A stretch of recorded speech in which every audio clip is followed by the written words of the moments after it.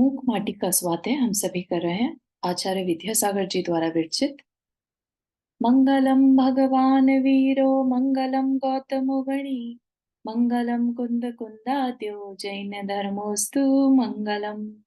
नमो अरिहंताणम नमो सेताणम नमो आयर्याणम नमो उवज्जायाणम नमो लोये सवसाहुणम। पंचपरमेष्ठी भगवान की जय। सभी नौवर्ण मुखर मंत्र पढ़ लें।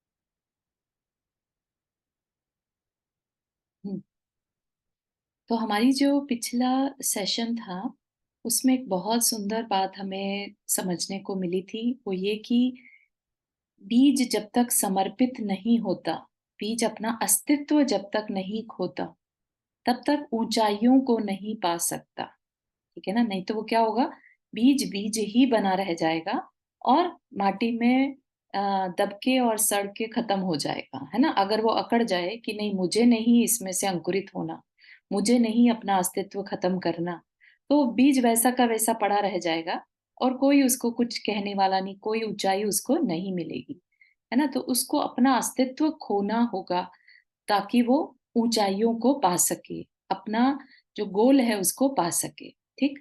तो ये चीज हमने पिछली उसमें देखी थी। फिर ये भी देखा था कि जैसी संगति वैसी मति, जैसी मति वैसी हमारी आगे की गति। ये भी बहुत सुंदर चीज थी कि आज हमारा अगर सत्संग सत्संग है, साधर्मी के साथ, अच्छे लोगों के साथ, तो हमारी सोच भी वैसी ही हो जाती है। ये एक बहुत बड़ा लेसन है लाइफ का, है ना? यहाँ पर हमें हर तरह के लेसन सीखने को मिलेंगे। आप बिलीव नहीं करेंगे, इतने लेसन होंगे यहाँ पर लाइफ के, एक्चुअल प्रैक्टिकल लाइफ के लेसन्स जो ह्यूमैनिटी कह लीजिए हमारे अंदर बहुत अच्छे भावों को भरने वाला है, हमें सही रास्ता दिखाने वाला। यहाँ कहीं पर भी सिद्धांत की बात नहीं होगी। ठीक है? यहाँ पर हमें सिर्फ अच्छी अच्छी नीति की जो वाक्य बातें हैं, जो एक्सपीरियंस से किसी को पता चलती हैं, वो बातें, है ना? स्टार्टिंग में हमने एक देखा था, एक लाइन आई थी कि ईर्ष्या जो है वो स्त्रियों में बहुत कॉमन है। ठीक है ना? और अगर स्त्री ईर्ष्या ना करे तो ऐसा असंभव सा लगता है, ऐसी बात लिखी गई थी। तो ये कोई सिद्धांत नहीं है, ये एक्सपीरियंस है। ठीक है? जो नीति है उस हिसाब से। ऐसे ही कहा कि सत्संगति से हमारी वैसी मति हो जाती है। हमारी मति मतलब हमारे विचार, और हमारे विचार अगर सत्संगति है, अच्छी है, तो अच्छे विचार होंगे, और बुरी संगति है तो बुरे विचार होंगे। ठीक है ना? और जैसे विचार होंगे वैसी हमारी आगे की हमें गति, गति यानी नेक्स्ट लाइफ मिल सकती है। ठीक है ना? मिलती है। तो ये चीज भी हमने देखी थी। राइट। फिर यहाँ पर एक और बात हमें जो समझने में आई थी, वो ये कि अगर हमें कुछ पाना है तो उसके लिए मेहनत करनी होगी। ठीक। मेहनत इसका मतलब पर्वत की लेट से हमें चोटी जो है, पर्वत की जो पीक होती है ना, वहां पर चढ़ने का, महसूस करने का अगर आनंद लेना है तो हमें उस चोटी तक, उस पीक तक चढ़ना होगा। भले ही हम उसको दूर से देख लें कि हाँ ये पर्वत की चोटी है, दिख रही है, हम उसे नीचे से देख रहे हैं, लेकिन उस पर चढ़कर कैसा महसूस होता होगा, ये चढ़ने के बाद ही पता चल सकता है। ठीक है? और चढ़ने के लिए हमें अपना पुरुषार्थ लगाना होगा। ठीक है ना? तो सेम ऐसी ही स्थिति हमारी भी है। अगर हमें अपने जीवन को ऊंचा उठाना है तो हमें अपने अस्तित्व को, अपने उस अहंकारी अस्तित्व को खत्म करना होगा। ठीक। हमें अच्छी संगति रखनी होगी ताकि हमारा जीवन और ऊंचा ऊंचा उठता जाए। और साथ ही साथ अगर हमारा लक्ष्य ऊंचा है तो उसके लिए उतनी ही मेहनत भी करनी होगी। ठीक है ना? जो फल है वो फल हमेशा पेड़ की चोटी या पेड़ की ऊंचाई ऊपर लगते हैं, कभी भी जड़ में फल नहीं लगता। ठीक है ना। तो क्या कहा, ये सुदीर्घकालीन अच्छे लंबे परिश्रम का फल है। अगर आज हमारी लाइफ में कुछ अच्छा होता है तो हमने वैसा पहले अच्छा किया होगा। आज अगर कोई मोक्ष मार्ग पर चल रहा है, उसने ऐसी अच्छी भावना भाई होगी। ठीक है, तो ये सब जो है बहुत लंबे समय का परिश्रम होता है। हमें दिखाई नहीं देता क्योंकि हमारी लाइफ चेंज होती रहती है। राइट, पिछला हमें कुछ याद नहीं रहता। लेकिन अगर इस भाव में लेट से कोई ब्रह्मचारी भैया जी बन जाते हैं, मुनि बन जाते हैं, वो कैसे बनते हैं? कहीं ना कहीं या तो उनके अंदर में वैराग्य आया होगा या उनको किसी ने संबोधन दिया होगा, है ना। तो आ गई वही बात की संगति मिली होगी, चाहे आज या फिर पहले कभी। तो उस दिशा में उन्होंने पुरुषार्थ किया होगा। ठीक है, तो अभी तो ये यहां तक की बात बता दी कि गोल कैसा रखना। गोल जो अच्छा रखोगे तो परिश्रम तो करना होगा। ठीक है, अब आस्था के और आगे बढ़े, है ना। आस्था तो हो गई, मान लिया। अब क्या कह रहे हैं, भले ही वह आस्था हो स्थायी, हो दृढ़ा दृढ़तरा भी, तथापि प्राथमिक दशा में साधना के क्षेत्र में स्खलन की संभावना पूरी बनी रहती है बेटा। स्वस्थ प्रौढ़ पुरुष भी क्यों ना हो, काई लगे पाषाण पर पद फिसलता ही है। तो क्या कह रहे हैं, आस्था तो चल ये मान लिया हो गई कि ठीक है हमारा गोल ये है। ठीक है, किसी ने पर्वत की चोटी पर चढ़ने का डिसाइड कर भी लिया, लेकिन मेहनत तो करनी होगी ना। तो क्या कह रहे हैं, स्टार्टिंग में हो सकता है पैर फिसल भी जाए, कितनी भी दृढ़ आस्था हो, कितनी भी दृढ़ श्रद्धा हो कि मैं इस पेड़ पर्वत पर चढ़ जाऊंगा, है ना। लेकिन फिर भी रास्ता भटकने के चांसेस, रास्ते से फिसलने के चांसेस, चोट लगने के चांसेस आर देयर। ठीक है ना। तो वो कह रहे हैं कि कोई स्वस्थ प्रौढ़ पुरुष, स्वस्थ मतलब अच्छा खासा हेल्दी, प्रौढ़ मतलब मैच्योर। ठीक है, तो बड़ा मैच्योर पर्सन भी क्यों ना हो, अगर लेट से रास्ते में काई लगी है, ऐसा कुछ हमारा इनकाउंटर हो गया, है ना, एक्सीडेंट जिसे कहते हैं, तो उस पर फिसलना पॉसिबल है, चाहे वो कितना ही हेल्दी, कितना ही विजडम से भरा हुआ पर्सन क्यों ना हो। काई लगे पाषाण पर पद फिसलता ही है। ठीक है, तो अगर हमारे रास्ते में काई आ गई और उसी पर्वत पाषाण मतलब पत्थर, तो उसी पत्थर पर लेट से हमें पैर रखना भी जरूरी है, तो चांसेस आर देयर कि हम फिसल सकते हैं। तो क्या कह रहे हैं, आस्था अगर दृढ़ भी हो स्टार्टिंग की स्टेट में, जब कोई मुनि भी बनता है तो उस स्टेट की बात कर रहे हैं कि किसने चलना शुरू भी कर दिया मोक्ष मार्ग पर, लेकिन स्टार्टिंग में स्खलन, स्खलन मतलब अपना गलती होना। ठीक है, तो वो गलती होना बहुत पॉसिबल है, संभावना पूरी बनी रहती है। यहाँ ये नहीं कह रहे कि हो ही जाएगा, स्खलन होगा ही, लेकिन संभावना पूरी बनी रहती है। संभावना मतलब पॉसिबिलिटी, है ना। ऐसी पॉसिबिलिटी है, और बहुत स्ट्रॉन्ग पॉसिबिलिटी है, क्योंकि आस्था कितनी भी स्ट्रॉन्ग हो, कितनी भी मतलब दृढ़ा और दृढ़ तरा, तरा मतलब होता है जैसे डिग्रीज होती है ना, गुड बेटर बेस्ट, है ना। तो दृढ़ तरा मतलब पहले से भी दृढ़ हो जाए तो भी साधना के क्षेत्र में स्टार्टिंग की जो हमारी स्टेट होती है उसमें स्खलन की संभावना पूरी बनी रहती है। तो एक गुरु बेसिकली अपने शिष्य को अगर उठाना चाहता है तो कहता है कि इट्स ओके, ये सबके साथ होता है, तेरे साथ ही नहीं है, ये सबके साथ है, ताकि उसका उसकी जो अंदर की जिस स्ट्रेंथ के साथ वो चला था उस रास्ते पर, कहीं वो मायूस ना हो जाए, है ना। तो इस तरीके से उसको उसके अंदर अवेयरनेस लाई जा रही है कि स्खलन हो सकता है, फिसलना हो सकता है। तो कैसे उसको एक प्रैक्टिकल एग्जाम्पल के साथ समझा रहे हैं, देखिए। इतना ही नहीं, निरंतर अभ्यास के बाद भी स्खलन संभव है। प्रतिदिन बरसों से रोटी बनाता खाता आया है, तथापि वह पाक शास्त्र की पहली रोटी करड़ी क्यों बनती बेटा? इसलिए सुनो, आयास से डरना नहीं, आलस से करना नहीं। ठीक है, तो पाक शास्त्री, शास्त्री जो होते हैं वो अपने, जो शेफ जिसे कहते हैं, राइट, तो जो बहुत माहिर हो अपने काम में, है ना, तो भी उनकी पहली रोटी हमेशा करड़ी ही बनती है, चाहे कितना भी बड़ा शेफ क्यों ना हो। तो क्या चीज है ये, कि ये बहुत नेचुरल है कि तुम्हारा पहली बारी में ही रोटी बिल्कुल मस्त निकल आए, ऐसा नहीं हो सकता। बहुत अभ्यास के बाद भी पॉसिबिलिटी है स्खलन की। ठीक है, तो तुम इसमें मतलब इस चीज से डरना नहीं, आयास से डरना नहीं, आलस से करना नहीं, मतलब कि उस चीज से कभी डरना नहीं, प्रयास से, है ना। आयास मतलब प्रयास से डरना नहीं, आलस से करना नहीं। कभी भी ये सोच के कि अच्छा ये तो होता ही है, तो ऐसा प्रमाद भी नहीं करना, ठीक है ना। लेकिन डरना भी नहीं अंदर ही अंदर, अरे मुझसे गलती हो गई तो क्या होगा, है ना।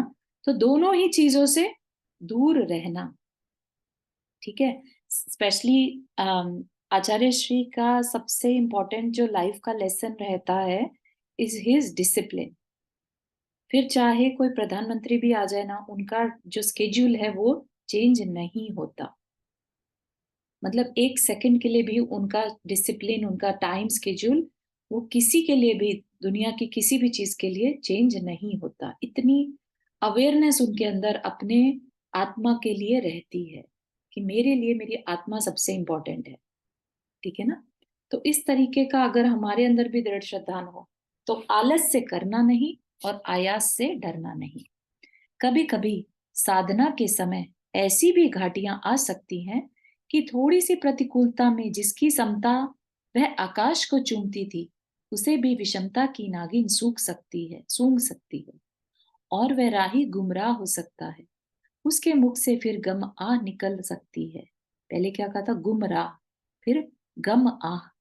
ऐसी स्थिति में बोधि की चिड़िया वह फुर क्यों ना हो जाएगी, क्रोध की बुढ़िया वह गुर्र क्यों न जागेगी।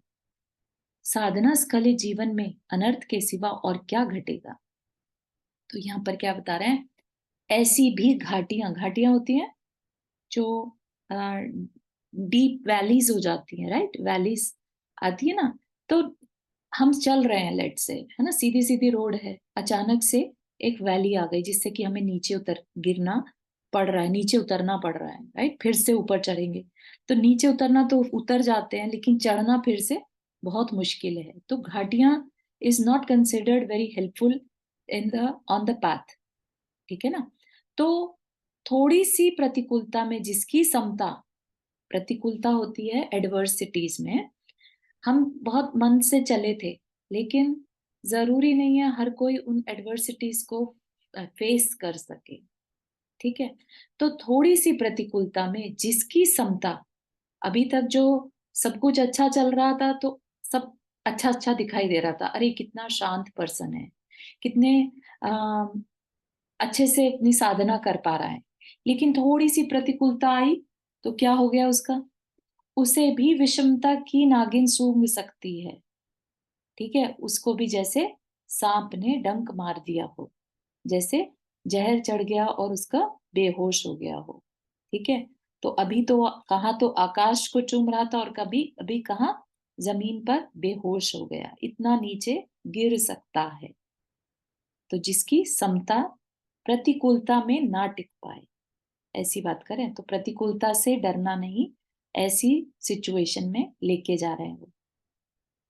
और वह राही गुमराह हो सकता है, गुमराह मतलब गुम सकता है ना, कि रास्ता भटक सकता है, उसको अच्छा नहीं लग रहा है लेट से उस घाटियों से जाना, राइट, उसको फिर नीचे उतरना फिर ऊपर चढ़ना। तो क्या होगा, वो प्रतिकूलता आई थी रास्ते में और उसको वो सही नहीं लगा, तो अब क्या होगा, वह राही गुमराह हो सकता है। उसके मुख से फिर क्या निकलेगा, गुमराह हो गया, भटक गया, तो अब दुख के सिवाय कुछ नहीं है। तो गम, गम होता है दुख, और आह होती है वेदना की जो आवाज निकलती है ना, वो गम आह निकल सकती है। और फिर ऐसी स्थिति में बोधि की चिड़िया वह फुर कर क्यों न जाएगी, ठीक है। तो अब क्या हुआ, बोधि की चिड़िया, बोधि की चिड़िया मतलब जो अकल थी, जो समझ थी, वो भी फुर्र हो जाती है। मतलब इतना प्रैक्टिकल बता रहे हैं जो कोई नहीं बताएगा सिवाय एक गुरु के, जिसने बहुत सारे शिष्यों को ऑब्जर्व किया होगा। वो ही इन बातों को बता सकता है। तो हमें एक तरह के लाइफ लेसन्स को यहाँ पर बताया जा रहा है कि प्रतिकूलता, जिसको जो प्रतिकूलता को फेस ना कर पाए, है ना, वो अपने रास्ते से भटक सकता है, और भटक गया तो बोधि की चिड़िया यानी उसकी विजडम, उसकी समझदारी फुर हो जाएगी। और क्या होगा, प्रतिकूलता जब आती है, कोई हमें कुछ बुरा भला कह दे, है ना, हमारा विवेक खत्म हो जाता है, और क्या हो जाता है, क्रोध की बुढ़िया वह गुर्र क्यों ना जागेगी, है ना। तो हमारे अंदर क्रोध जागृत हो जाता है, हमारी कषाय जागृत हो जाती हैं। वही तो हमारा स्खलन है, राइट। कषायों का जागृत होना, कषाय नहीं है तो हम समता में हैं, राइट। हम बहुत मन से, लेट से अभी हम स्वाध्याय कर रहे हैं बहुत अच्छे से, हमें लग रहा है हम तो बहुत समता में रहते हैं। थोड़ी देर में नीचे गए, अपना नीचे इन द सेंस क्योंकि हमारा डाउनस्टेयर्स है, तो किसी ने कुछ कह दिया, और इतने में ही हमारा वो जो समता परिणाम था वो फुर, है ना। और क्या हुआ, तब क्या, कषाय जाग जाएगी।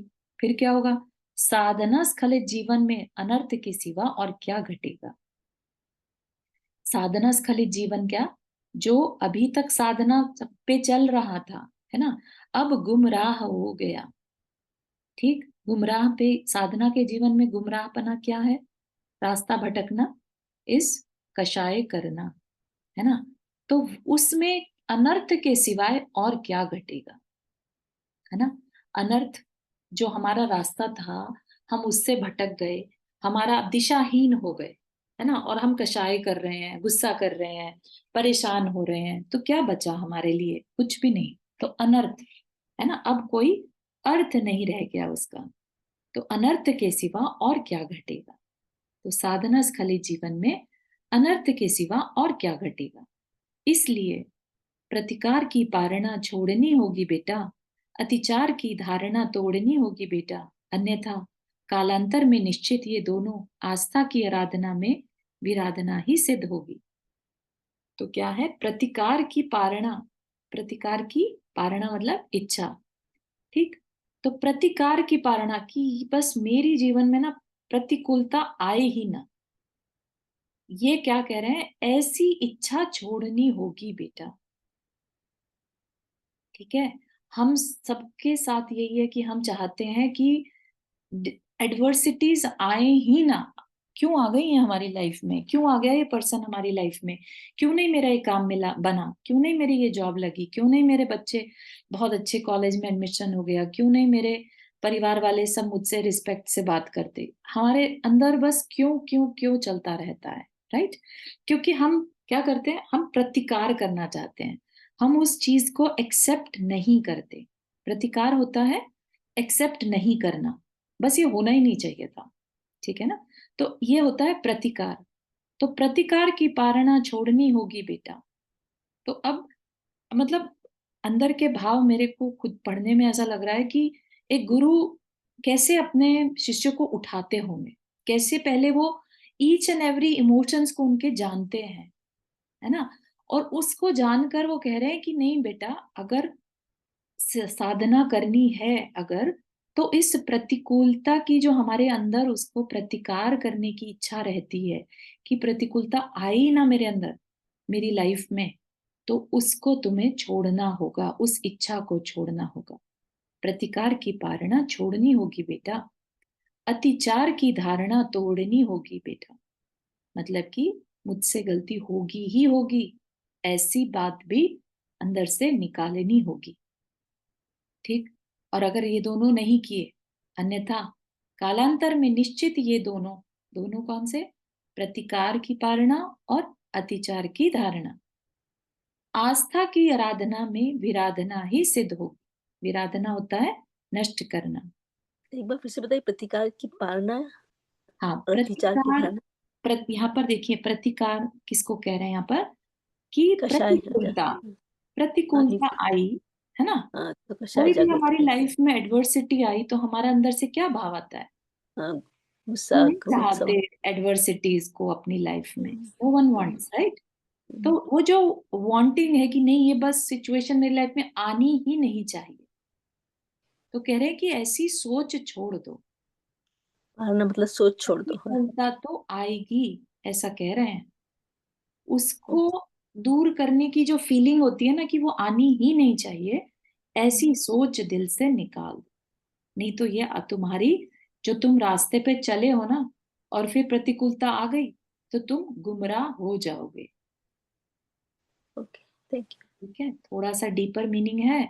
अब आगे आगे थोड़ा डीपर होता जाएगा, क्योंकि हम आध्यात्म के डेप्थ में जा रहे हैं। ठीक है, तो इसको बहुत अपने ऊपर उतार कर देखिएगा, और कहीं पर भी बात समझ में नहीं आई तो फील फ्री टू आस्क अपन। चारू, एक बार ना अतिचार का मीनिंग भी बताना दोबारा। हाँ, अतिचार अतिचार, अतिचार होता है कोई गलती, जैसे व्रत टूट जाता है ना कई बार, ठीक है ना, अतिचार उसको कहते हैं। गलती से अच्छा, कोई चीज गलत हो गई, है ना। ठीक है। एक तो होता है जानबूझकर तोड़ना, और एक होता है गलती से अच्छा, टूटना। हाँ, ठीक है, अतिचार। वो कहते हैं हाँ, ना कई बार अतिचार हो। ठीक हाँ, है, ठीक है। अतिचार अनाचार ऐसा बोलते हैं ना। हाँ, ठीक है। हाँ ओके, थैंक यू। जी, ठीक है। तो अतिचार की धारणा और प्रतिकार की पारणा, ये दोनों कालांतर में, अभी तो नहीं लग रहा है, लेकिन फ्यूचर में आस्था की आराधना में विराधना ही सिद्ध होगी। आस्था की आराधना क्या है? हमारी श्रद्धा डगमगा जाएगी। ठीक है ना।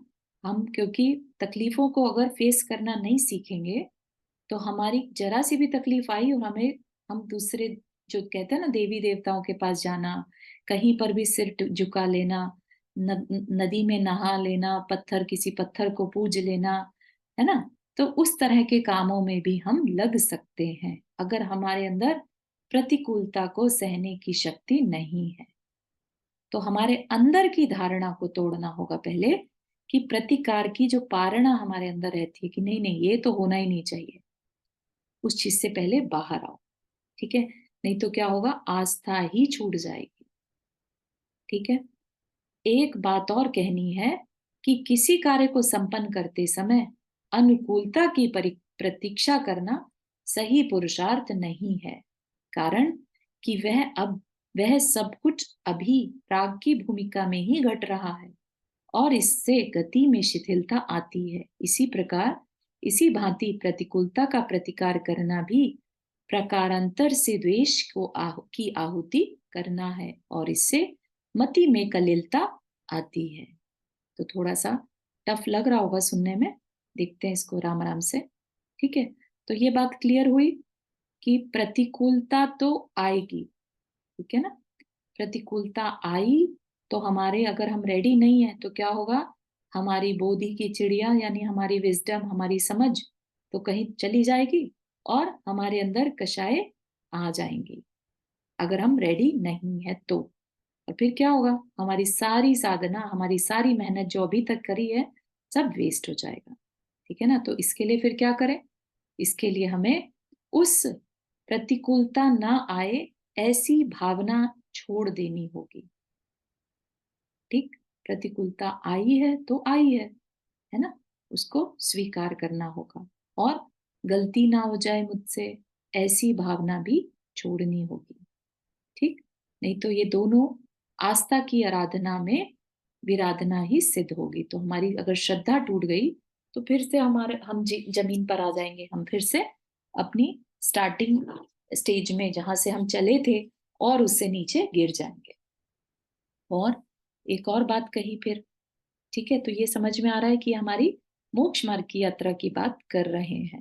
ठीक, तो किसी कार्य को संपन्न करते समय, कोई भी काम हो, अनुकूलता की प्रतीक्षा करना सही पुरुषार्थ नहीं है। अपन समझते हैं ना ये बात, यहाँ पर बहुत बड़ा एक मैसेज है। कई बार लोग बैठे रहते हैं, अरे जब समय आएगा, अच्छा समय आएगा ना, अब काम अपने आप हो जाएगा। ठीक है, तो कह रहे अनुकूलता की परीक्षा करना सही पुरुषार्थ नहीं है। जब मन बन जाए तब खड़े हो जाना चाहिए, पुरुषार्थ शुरू कर देना चाहिए, ऐसा कहना चाह रहे हैं। ठीक है ना, कारण कि वह सब वह सब कुछ अभी राग की भूमिका में घट रहा है और इससे गति में शिथिलता आती है। अगर सब कुछ अनुकूल होगा और उसमें हम काम कर रहे हैं तो क्या होगा? वह सब हमारा राग होगा। ठीक है, हम सोच रहे हैं कि अरे हम तो बहुत अच्छी साधना कर पा रहे हैं, है ना? लेकिन इससे क्या होगा? गति में शिथिलता आती है। जिस रास्ते पर हम चल रहे हैं उस रास्ते पर हम तो अंदर से सोच रहे हैं कि हम चल रहे हैं, जबकि हम रुके हुए हैं। तो ये भी अगेन, जो उस रास्ते पर चल चुका है, दूसरों को गाइड कर रहा है, वो ही ये बात बता सकता है, ठीक है, कि अनुकूल समय आएगा तब मैं चलूंगा। ऐसा करना सही नहीं है। अनुकूल समय में चल तो सब पाते हैं इजीली, लेकिन वो क्या है? राग है हमारा। हमें बस अच्छा लग रहा है, हम इसलिए चल रहे हैं, है ना? हमें मोक्ष मार्ग की रियलिटी से फिर कोई मतलब नहीं है। हमें वो बस अच्छा लग रहा है इसलिए चल रहे हैं, तो हम उसमें राग में पड़ गए। जबकि हमें करना क्या था? नो मैटर व्हाट, अनुकूलता हो प्रतिकूलता हो, हम तो चल रहे हैं क्योंकि हमें मोक्ष मार्ग चाहिए, हमें मोक्ष मार्ग पसंद है। ठीक है, वो मार्ग अभी अच्छा लग रहा है तो वह, क्योंकि अनुकूलता है, तो इसका मतलब हम उसमें भी राग में पड़ गए। तो हमारी गति क्या है? हम एक तरह से रुक गए हैं। ठीक है, तो उसको चलना नहीं कहा यहाँ पर। समझ में आ रही है बात? साथ ही साथ क्या कह रहे हैं? प्रतिकूलता का प्रतिकार करना। जो हमारे अंदर ये भाव रहता है ना कि हमारी कोई एडवर्सिटी आए ही ना, वो भी क्या है? प्रकारांतर, मतलब किसी अपेक्षा से क्या है? द्वेष की आहूत करना है, द्वेष को इग्नाइट करना है। ठीक है, द्वेष मतलब कि हमें अगर ये अंदर से रहेगा ना कि नहीं, प्रतिकूलता ना आए, प्रतिकूलता तो आनी ही नहीं चाहिए, है ना, हमारे हिसाब से सारे काम होने चाहिए, तो ये एक तरह का द्वेष है। तो हम किस में पड़ गए? राग और द्वेष में। तो अनुकूलता है कि प्रतिकूलता है, इस पर हमारी दृष्टि नहीं जानी चाहिए। तब जाके हम क्या कहलाएंगे? समता में है। ठीक है ना, कि जैसा है एनवायरनमेंट, मुझे उससे कोई मतलब नहीं है, मुझे अपना काम करना है। आप समझ रहे हैं इस चीज को? बहुत डीपर मीनिंग है इसका। और ये एक साधक के लिए ही मैसेज है, राइट? कि अगर हमें चलना है, मोक्ष मार्ग पर चलने का मन बना लिया, तो हमें किसी की अनुकूलता की प्रतीक्षा नहीं करनी और ना ही प्रतिकूलता का प्रतिकार करना। ठीक, मुझे चलना है, कोई साथ चले ना चले, ठीक है, कोई मेरा सपोर्ट करे ना करे, ठीक। और अगर हम ये चाहें कि मेरे घर वाले भी मेरे साथ चलें, मुझे सपोर्ट करेंगे, उस दिन मैं चलूं, ठीक है, वो क्या हो जाएगा? हमारा राग कहीं ना कहीं। ठीक। चारू जी आपने हाथ रेस किया। नहीं, जय जिनेन्द्र जी। मैं ये पूछना चाह रही थी कि जैसे हम आजकल मतलब जो मेडिसिन्स वगैरह भी मिलती हैं वो सब मतलब पता नहीं क्या-क्या होता है उनके अंदर, राइट? तो अगर हमें पता नहीं है या पता चल जाए कि वो पूरी तरह से वेजिटेरियन नहीं है, तो क्या मतलब जैसे आप बोल रहे हो कि प्रतिकूलता नहीं हो तो भी हमें उसको एक्सेप्ट कर लेना चाहिए, तो क्या हमें मतलब अपनी जो ट्रीटमेंट के लिए हम लेने वाले थे, ये नहीं मिल रही हमें वेजिटेरियन वो, तो क्या नहीं लेना चाहिए उसको या क्या करना चाहिए? मतलब गिव अप आम कर देना? नहीं नहीं, अभी आपकी भूमिका में ऐसा नहीं है कि आप दवाई, मेडिकल ट्रीटमेंट तो सबसे लास्ट थिंग है जो हमें छोड़ना है। ठीक है, वो भी बिना किसी बड़े गुरु की गाइडेंस के बिना नहीं छोड़ना। ठीक है, प्रतिकूलता यहाँ पर है कि आपका शरीर साथ नहीं दे रहा है, तो आप अंदर ही अंदर उसके बारे में क्रिब कर रहे हैं, यार ये साथ क्यों नहीं दे रहा है, इसको मेरा साथ देना चाहिए था, मैं जो चाह रहा हूँ वो नहीं कर पा रहा इस शरीर के साथ, बीमारी को कोसना, यहाँ पर उसकी बात की जा रही है। अच्छा, मतलब लेकिन अगर मजबूरी में हमें कुछ हाँ करना पड़ रहा है तो उसके हाँ, बारे में नहीं उसकी बात हो बात रही? अभी नहीं है, सिर्फ अंडरस्टैंडिंग की बात है कि तकलीफ आई है तो उसे एक्सेप्ट करना कि हाँ ये तकलीफ है, मुझे इसी शरीर के साथ आगे बढ़ना, इट्स ओके तकलीफ आई है तो। ओके, ठीक है। थैंक यू सायरा जी। हाँ कुसुम आंटी, आपने हाथ रेज किया। हाँ, मैं ऐसा पूछना चाहती थी कि ये तो इसका मतलब है कि जो भी लाइफ में है उसको सहन करो। बिल्कुल, जो भी प्रतिकूलता अनुकूलता हमारे सामने है, हमें हमारा फोकस उस पे नहीं होना चाहिए कि ये अच्छा है कि ये बुरा है। समझ रहे हैं आप? क्योंकि अच्छा है तो राग हो गया और बुरा है तो द्वेष हो गया। तो हम तो उसी में ही फंसे रह गए ना, राग और द्वेष में, जबकि हमें उससे ऊपर उठना था। इसका मतलब जो है उसे स्वीकार कर लो। जी बिल्कुल, जो मिला है लाइफ में उसको स्वीकार करना है और उसी को यूज करके उन्हीं रिसोर्सेज से आगे बढ़ना। अच्छा, मुझे ये रिसोर्स मिल जाएगा तब मैं आगे बढ़ूं, वो प्रतीक्षा नहीं करना। पर जो ओरिजिनल जो अपना जो नेचर होता है ना, बिल्कुल, वो साथ नहीं देता है कभी कभी। हाँ उसी की बात करें यहाँ पर। देखो, यहाँ पर एक तरह से उपदेश दिया जा रहा है ना, माटी के थ्रू हमें उपदेश मिल रहा है। अच्छा। उपदेश दे रहा है, ठीक है ना। हम्म। गरिमा जी, आपने हाथ रेस किया। हाँ, चारू जी, मैं पूछना चाह रही थी, अभी आपने बोला कि अनुकूल परिस्थिति होगी तभी हम आगे बढ़ेंगे, ऐसा अगर हम सोचते हैं तो हम आगे नहीं बढ़ पाते हैं। घर वाले अगर हमें कोऑपरेट नहीं कर रहे हैं तो हमें डिड दिस व्हाट यू से कि अगर घर वाले कोऑपरेट नहीं कर रहे हैं तो भी अगर हम अपने आत्म कल्याण के पथ पर चलना चाह रहे हैं तो we should Move keep forward. Going on. बिल्कुल सही है, ऐसा ही कहना चाह रहे हैं कि अनुकूलता की प्रतीक्षा करना सही पुरुषार्थ नहीं है कि पर सब कुछ मेरे हिसाब से होगा तब जाके मैं मोक्ष मार्ग पर चलना शुरू करूं, वैसा नहीं। पर अगर हम कुछ नियम वगैरह ले लेते हैं और घर वाले एक्सेप्ट नहीं करते या कंप्लेन करते हैं तो घर में किचकिच होती है, राइट? वो भी that's not something you want as a situation at your home. हाँ, वो हमारा विवेक है, हमारी विजडम है कि हम उस सिचुएशन को कैसे हैंडल करते हैं। हम उससे डरे नहीं, क्योंकि इट इज प्रतिकूलता, राइट, कि घर वाले सपोर्ट नहीं कर रहे हैं। तो हमारे अंदर ये भावना नहीं आए कि क्यों नहीं सपोर्ट कर रहे मेरे घर वाले, क्यों नहीं, ये क्यों ऐसा कर रहे हैं, इस तरह के भाव नहीं आए। एक्सेप्ट करो कि हाँ, ये मेरे को सपोर्ट नहीं कर रहे हैं, अब मुझे अपने भावों को शांत रखना है। ठीक है। ओके। अगर वो, हाँ, किच किच वर्ड तो अपने को लाना ही नहीं है लाइफ में। ठीक है। अपने को, अगर हमें साधना किसी और तरीके से हम कर सकते हैं क्या, कोई और ऑप्शन है क्या? ठीक है, उस ओके। हम उस तरीके से आगे बढ़ सकते हैं। अंदर ही अंदर कभी भी ऐसा नहीं है कि अगर घर वाले रेडी नहीं है तो व्रत नियम से ही सब कुछ पॉसिबल है। हमारे अंदर के भावों से, हमारे अंदर की समता की साधना से भी चीजें हमारे अनुकूल हो सकती हैं। तो अपने अंदर के भावों की दृढ़ता बनाए। स्टार्टिंग से ही घर में जो होता है ना, कई लोग से ये गलती हो जाती है कि वो लोग सोचते हैं कि बस अब व्रत नियम लें और सब मेरा सपोर्ट करें। तो ये एक्सपेक्टेशन भी ठीक नहीं है, क्योंकि हमारा माइंड मेकअप हुआ है, दूसरे का तो नहीं। हम कैसे उनसे एक्सपेक्ट कर सकते हैं कि हमारी तरह की सोच उनकी भी हो जाए? राइट। ठीक है ना। तो इस तरह का अपने को नहीं व्यवहार करना, और उसको अपनी प्रतिकूलता मानते हुए उसका प्रतिकार भी नहीं करना कि अरे ये मेरी लाइफ में ऐसे ही लोग क्यों आए जो मेरी मानते ही नहीं, मेरी सुनते ही नहीं, मुझे समझते ही नहीं। समझ रहे हैं आप? नहीं समझते तो नहीं समझते, आपकी साधना में कोई कमी नहीं आएगी अगर आप अंदर की अपने भावों को दृढ़ रखें। ठीक है, थैंक यू। शांति सागर महाराज जी का जीवनी अगर आप पढ़ें, चारित्र उनका, तो वो 40 साल तक ब्रह्मचारी अवस्था में घर में रहे।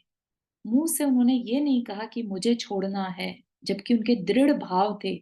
मतलब इतनी दृढ़ता थी उनके अंदर कि पढ़ने लायक है उनकी, है ना। और उन्होंने अपने पेरेंट्स की खूब सेवा करी जब तक कि उनका मरण हुआ। उसके बाद उन्होंने दीक्षा ली। उससे पहले उन्होंने बहुत स्ट्रांगली, लाइक एक ब्रह्मचारी की तरह घर में रहते थे, लेकिन अपने पेरेंट्स की सेवा के साथ। ठीक। तो इस तरह से हमें ये नहीं कभी भी मानना कि बस मेरे हिसाब से सब चले तभी मेरा साधना पॉसिबल है। नहीं, साधना जीवन उसका नाम नहीं है। साधना मतलब है समता। ठीक है, हम कितना परिस्थिति को एक्सेप्ट कर पा रहे हैं। ठीक है ना, वो साधना है एक्चुअली। फिर उसके बाद पता ही नहीं चलेगा कि कब आपको अगर आपकी साधना अच्छी जा रही है, समता की साधना, तो सब कुछ आपके अनुकूल हो भी सकता है। लेकिन अगेन यहाँ पर अनुकूलता की प्रतीक्षा नहीं करने को कह रहे हैं। ठीक है, जैसा है प्रतिकूल भी है तो वैसे ही धीरे धीरे चलना शुरू कर दें, लेकिन अंदर से उसका प्रतिकार नहीं करना कि ये क्यों है प्रतिकूलता मेरी लाइफ में। Make sense? चारू जी, वो शांति सागर महाराज जी के वो कहाँ पढ़ सकते हैं? कोई मतलब हाँ, आई विल शेयर दैट। चारित्र चक्रवर्ती श्री शांति सागर महाराज जी, उनकी अगर आप पढ़ेंगे ना तो मतलब रोंगटे खड़े हो जाएंगे। इतनी कठोर साधना उन्होंने करी अपने इसी पंचम काल में। 1900 कितनी की बात है, 55 में तो उनकी समाधि हो गई थी, तो उसी के अराउंड आप समझ सकते हैं 1800, towards the end of 1800 something. मेरे पास है पर गुजराती में। अच्छा, नहीं मेरे पास है, हिंदी में है। I will share. यस, अच्छा, सबको पढ़ना चाहिए और थोड़ी प्रेरणा लेनी चाहिए अच्छे अच्छे। थैंक यू हाँ, थैंक यू चारू जी। तो ये प्रतिकूलता का प्रतिकार करना चाहिए, मतलब अपने को प्रतिकार नहीं छोड़ना करना चाहिए, चाहिए। प्रतिकार हाँ, करना नहीं चाहिए। प्रतिकूलता का प्रतिकार नहीं करना चाहिए। प्रतिकार क्या होता है? उसका रिजेक्शन। ठीक ओके, है, तो छोड़ना। प्रतिकूलता मतलब एडवर्सिटी, है ना? हाँ, तो एडवर्सिटी को रिजेक्ट नहीं करना, एडवर्सिटी आई है तो उसे एक्सेप्ट करना, ओके। है ना? मेजोरिटी ऑफ द टाइम हम एडवर्सिटी से भागते हैं। भागते हैं, डरते हैं, क्यों बार बार आ रही है। हाँ, लेकिन ठीक यहाँ बात पर है। क्योंकि ये क्या हम पढ़ रहे हैं, हम ये मोक्ष मार्ग, आध्यात्मिक यात्रा, मोक्ष मार्ग हाँ, की मोक्ष मार्ग की यात्रा, यात्रा है बचाना ना? इसलिए। तो समझ रहे हैं ना कितना डिफरेंट है ये, हम्म, जो हम संसार में रहकर हम जो सोच नहीं सकते कैसा करना है। हाँ, सोच भी नहीं सकते। तो ये एक गुरु अपने शिष्य के अंदर के डरों को निकाल रहा है, उसके अंदर ये इस तरह के संस्कार बैठे हैं, राइट? तो उसको दूर करने की कोशिश कर रहे हैं। ठीक है, थैंक यू। और इससे मति में कलिलता आती है। ऐसा करेंगे अगर हम अनुकूलता की प्रतीक्षा करेंगे या प्रतिकूलता का प्रतिकार करेंगे तो क्या होगा? उससे मति में कलिलता, कलिलता कालापन, हमारी मति भ्रष्ट हो जाती है। ठीक है ना? मति भ्रष्ट हो गई तो क्या करेंगे? साधना कुछ नहीं, है ना? कभी कभी गति या प्रगति के अभाव में आशा के पद ठंडे पड़ते हैं, धृति उत्साह उत्साह भी आ भरते हैं, मन खिन्न होता है, किंतु यह सब आस्थावान पुरुष को अभिशाप नहीं है, वरन वरदान ही सिद्ध होते हैं, जो यमी दमी हर दम उद्यमी है। तो यहाँ पर और क्या बात कर रहे हैं?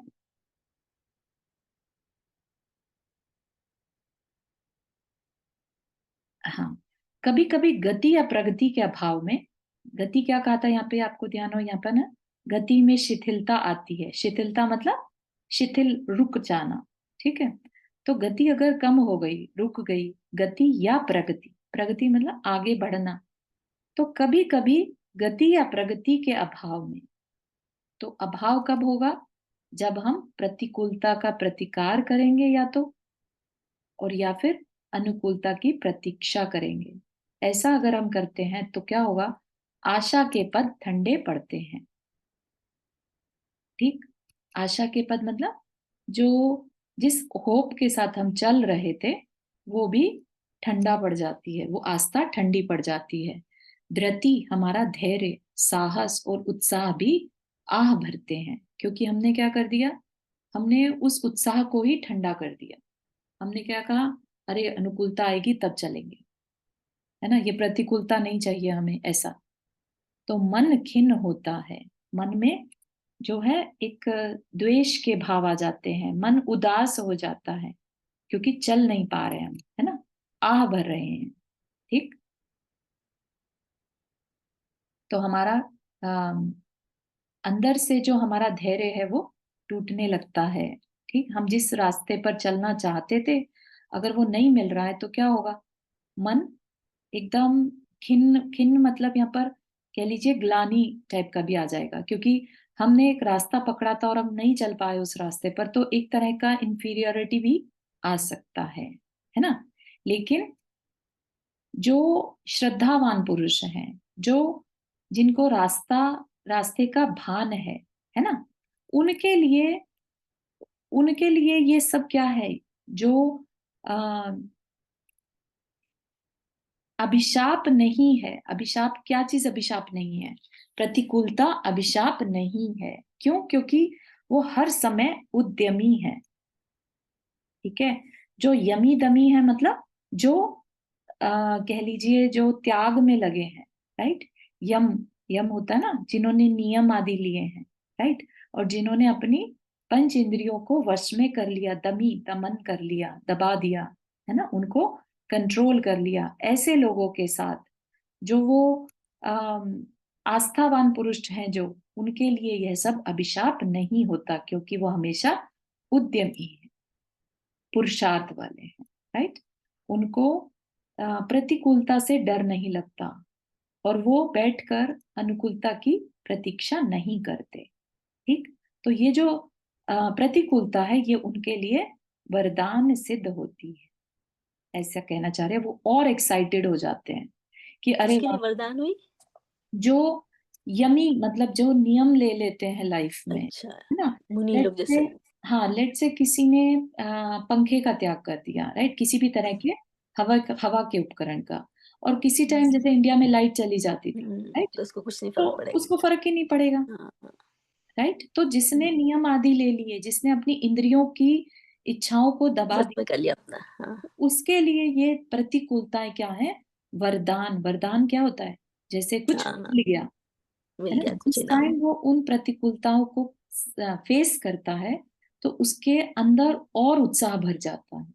अरे वाह, मैंने ये भी प्रॉब्लम को फेस कर लिया, यू नो। तो हाँ, उसके अंदर और साहस बढ़ जाता है, ठीक है ना। और जो ऐसा नहीं कर पाता, सोचिए, तो उसका साहस खत्म हो जाता है, क्योंकि वो क्या कर रहा है? वो सिर्फ अनुकूलता की वेट कर, इंतजार कर रहा है। कब होगा तो मैं चलूं, है ना। तो ये बहुत मार्मिक एक तरह से हमें अंडरस्टैंडिंग दी जा रही है। ये एक लाइन और खत्म करते हैं यहाँ पर। और सुनो, मीठे दही से ही नहीं, खट्टे से भी समुचित मंथन हो, नवनीत का लाभ अवश्य होता है। इससे यह फलित हुआ कि संघर्षमय जीवन का उपसंहार वह नियम रूप से हर्षमय होता है। धन्य, इसीलिए तो बार बार स्मृति दिलाती हूँ कि टालने में नहीं, सती संतों की आज्ञा पालने में ही, पूत का लक्षण पालने में यह सूक्ति चरितार्थ होती है बेटा। और कुछ क्षणों तक मौन छा जाता है। तो आज के लिए अपन यहीं तक रखेंगे, समझ लेते हैं।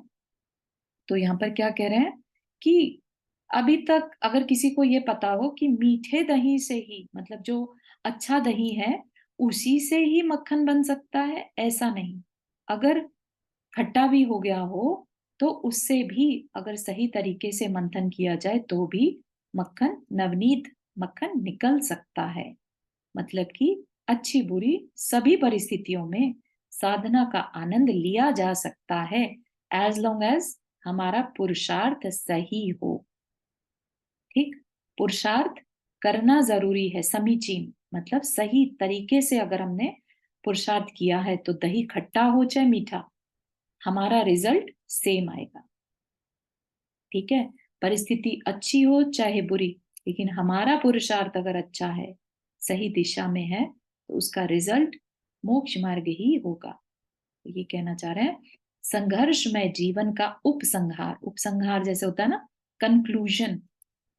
जिसकी लाइफ में बहुत संघर्ष दिखाई देते हो, तो इसका क्या मतलब है? यहाँ पर अगेन एक लाइफ का लेसन दे रहे हैं। कई बार लोगों की लाइफ में प्रॉब्लम्स बहुत दिखाई देती किसी किसी की, तो यहाँ पर क्या कह रहे हैं कि इसका क्या फल है? इसका मतलब क्या है कि संघर्षमय जीवन का उपसंहार नियम रूप से हर्षमय होता है। जैसे कहते हैं ना, दुख के बाद सुख और सुख के बाद दुख आता ही है, परिवर्तन ही जीवन है, राइट।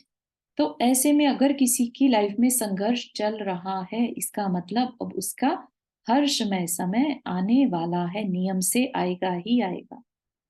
इसलिए यह बात ध्यान दिला रही हूं कि तेरा समय, जो धरती माँ कह रही है, माटी को संबोधन दे रही है ना, तो तेरा जो समय अभी तेरे को संघर्ष लग रहा है, वो नियम से अब हर्षमय समय आने ही वाला है, टालने में नहीं, है ना। कभी भी सती संतों की आज्ञा पालने में ही, पालने मतलब फॉलो करने से ही, जब कहते हैं ना एक सूक्ति या एक मुहावरा रहता है ना, पूत का लक्षण पालने में, ठीक है, तो ये पालना मतलब पलना जो क्रिब होता है वो नहीं, पालना मतलब आज्ञा पालन करना।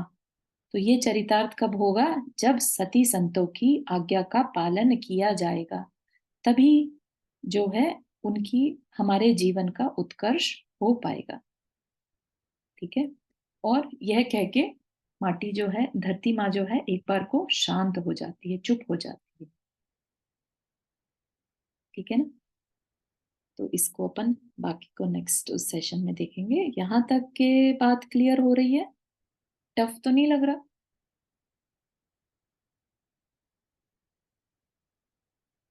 मतलब अच्छी बुरी किसी परिस्थिति में अगर अपना पुरुषार्थ सही दिशा की ओर जा रहा है हाँ जी, बिल्कुल सही। तो अपने को मार्ग सही मिलेगा, ऐसा।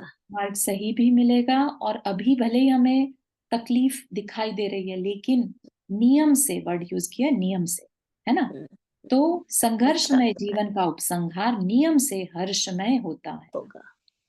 ठीक, तो ये कौन कह रहा है? अपने ही साधु संत कह रहे हैं। ठीक है, तो इसलिए प्रतिकूलता से डरना नहीं, है ना? और अनुकूलता की अनुकूलता का प्रतीक्षा करना। इंतजार नहीं करना। ठीक है, ठीक ठीक। और किसी को शेयर करना है आज का टेक अवे? क्या समझा आज के सेशन में? क्या मेन मैसेज लगा? मेन मैं तो वही है ना कि जो है उसे एक्सेप्ट करो। बहुत सुंदर। मैं एक्सपीरियंस शेयर करना चाहूंगी। जी बिल्कुल। अभी यहाँ पे ठंड हो गई है, हम्म, तो नॉर्मली मैं जल्दी उठ के अपनी साधना और माला पाठ जो करना होता करती हूँ। पर 3-4 दिन से ऐसा लग रहा है कि ठंड हो रही है, सुबह सुबह का नियम नहीं है, I have to do it throughout once a day, right? तो मैं बाद में करूंगी।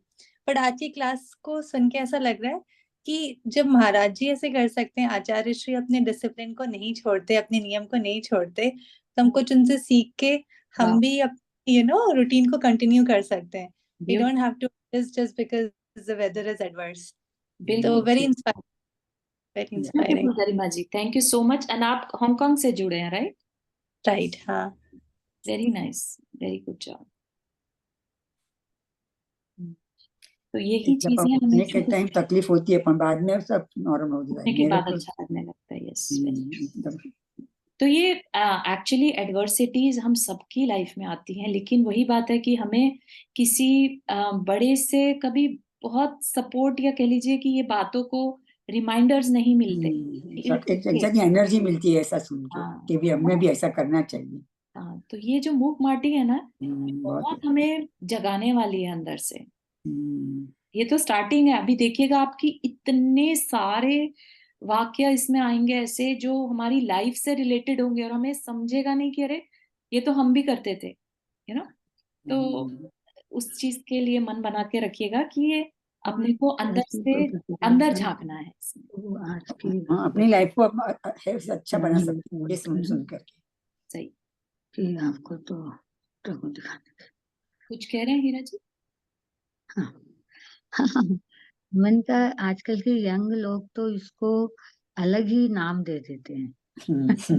बोलते हैं आपको तो दिखाना पड़ेगा, आपको तो ऐसे हो गया, आपको तो ऐसे हो गया। तो कोई शिक्षा सही नहीं देते हैं। सही बात है, बिल्कुल मेरा सही। बेटा मेरे को कभी कभी बोलता है कि तू पागल हो गई है। हाँ हाँ हाँ, जो लीक से अलग चलेंगे तो उनको क्रेजी कहा जाता है। मेरे को ऐसा ही बोलता है कि तो ये सब सुन सुन के पागल हो गई हाँ, है।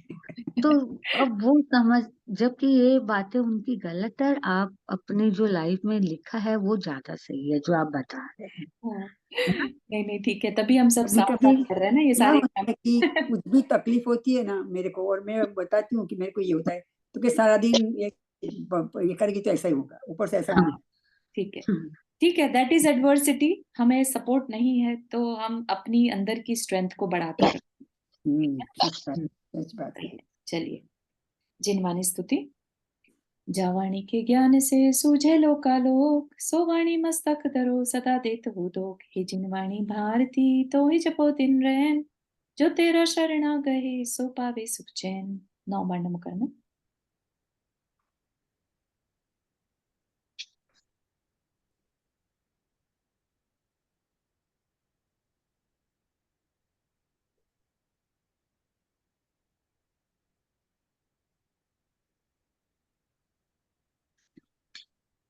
जय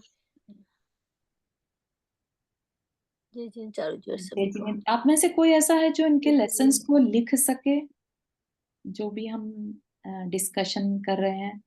मैं जस्ट थोड़ा थोड़ा लिखती हूँ, मैं थोड़ा थोड़ा लिखती हूँ बीच मैं बीच में। लिखती हूँ पर बहुत कम लिखती हूँ। मैं मैं लिखती हूँ थोड़ा पर थोड़ा जो मेरे लिखती को हूँ जो बीच में। अच्छा लगता है ना वो अगर जो कर हाँ, मैं सके तो देखिएगा, तो शेयर करिएगा, ताकि आगे के लिए सबके लिए वो लेसन्स पर इतना क्लियर नहीं दिखता, मैं लिखती जरूर हूँ पर पूरी। Understand. No worries, no worries. Charu ji, इसका रिकॉर्डिंग आप भेज सकते हैं? यस यस यस, कर्म कैसे करे है ना रात क्योंकि को। जी मेरा थोड़ा टाइम सब मिस होता है। जी जी, अंडरस्टैंड, विल डू। ये चारू शाम जी के ऐसा कर टाइम सकते हैं कि जो 4 बजे के बदले 4:30 रख सकते हैं, तो क्या होता है कि अभी सनसेट जल्दी जाता है ना, तो इससे उससे खा ले तो अच्छा रहता है। जैसा सब बोलेंगे, आई एम ओके विद 4:30। तो अगर 4:30 करते तो क्या है कि 4:30 चारू ज्यादा अनुकूल पड़ेगा। हाँ, चारू ज्यादा 4 बजे, क्योंकि 4 चारू 4 बजे ठीक है टाइम, क्योंकि फिर मेरा ना वो इंडिया का महाराज जी वगैरह का आता है अभिषेक वगैरह, तो मुझे तो 4 बजे सूट करता है प्लीज। कोई बात नहीं, कोई बात नहीं। ओके, ठीक है, जैसा सब लोग बोले आप प्लीज। नहीं अभी सबको जो अच्छा लगे वही रखने का। ठीक, चलिए। हाँ जय हाँ, जिनेंद्र। चारू जी मैं लिख बहुत सकती हूँ। अच्छा था सेशन हाँ। आज का। लिखने के लिए आप बोले ना, तो लिख सकती हूँ, लेकिन थोड़ा फिर आपको धीरे बोलना पड़ेगा। नहीं नहीं नहीं, धीरे वाला नहीं, जिसको समझ में आ जाए वो इसी से ही रिकॉर्डिंग से सुन के, मैं जैसे लिखती हूँ पर मैं थोड़ा पॉइंट्स लिख दूँ, No मेरे को जो worries. अच्छा मैं भी लगता है वो लिखती लिख हूँ। लेती नो वरीज, मैं भी it was just a suggestion, no worries. चलिए, जय मैं भी जिनेंद्र। लिखती हूँ। चारू जी, जय मुझे जिनेंद्र, वो बहुत अच्छा था। पहले से जय अच्छा जिनेंद्र। लगा। जय जिनेंद्र सभी को। जय जिनेंद्र। जय